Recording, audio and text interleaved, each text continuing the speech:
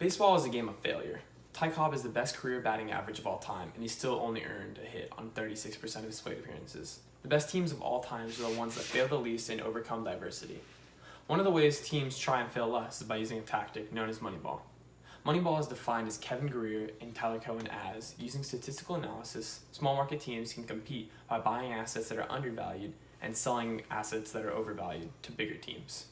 This strategy was started by the Oakland A's in 2002, and it was wildly successful. They won 103 games that year, and they took the baseball world by storm.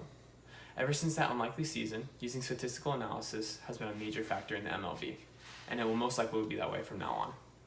Now you might be thinking to yourself, that's great, but what is statistical analysis? Statistical analysis is looking at a player based on solely their stats. You don't look at their personality or anything weird about them. Their stats are all that matters. The main stat that's looked at the most is on-base percentage. On-base percentage is the measurement of how frequently someone will get on base. This can be achieved by a hit, an error, or a walk. Players that walk a lot and have lower batting averages are the ones that are genuinely overlooked.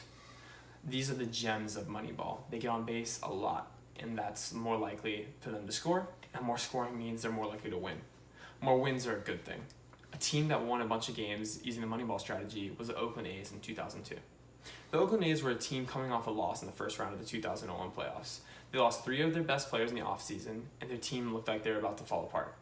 General manager Billy Beane couldn't spend large amounts of money like other big market monies could, like the New York Yankees. The A's simply didn't have large enough payroll to compete in the traditional fashion. So Beane decided to get creative and go all in on the statistical analysis approach. He signed a bunch of players that nobody else wanted, but they all had something in common. They all had very high on-base percentages. They signed players like Scott Hatteberg, who had been written off by other teams. Hatteberg had permanent nerve damage in his throwing arm because of an injury. He couldn't throw anymore, but he could still hit, get on base, and catch the ball. He transitioned to playing first base, where all he had to do was catch. This was a daring move by Billy Beane, but it paid dividends when Hatteberg became a consistent starter and a solid member of the starting lineup. Many more players were good at getting on base that were added to the team, and they were signed for a very cheap price. Beane successfully overcame the obstacle of having not enough money while winning 103 games and making the playoffs. Beane's heroics as a general manager inspired more teams to attention to statistics. Statistical analysis is now a huge part of the game of baseball today. A team very close to the home that was built using Moneyball just won a championship, actually.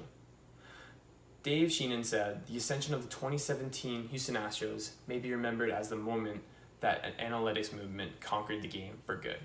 Statistical analysis will most likely be used in the baseball world forever. The Houston Astros have a huge hand in that being true.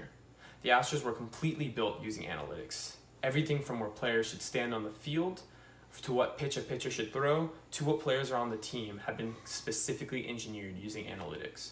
They won a championship doing this, and more teams are likely to copy this strategy. All things considered, Moneyball is here to stay." Billy Beane didn't know what he was changing the baseball world whenever he started using statistical analysis. He was simply trying to do well at his job. Bill Shamarzo, the CTO of Dell Global Services, said, "Analytics is not about being perfect. Analytics is about being better. Analytics is about helping players and coaches, and is about getting an edge against your competitors. Teams are trying to get as good as possible so they can compete. Billy Beane was just trying to gain an edge because of losing his star players. He did just that, and now he'll be remembered as the founder of Moneyball." Thank you.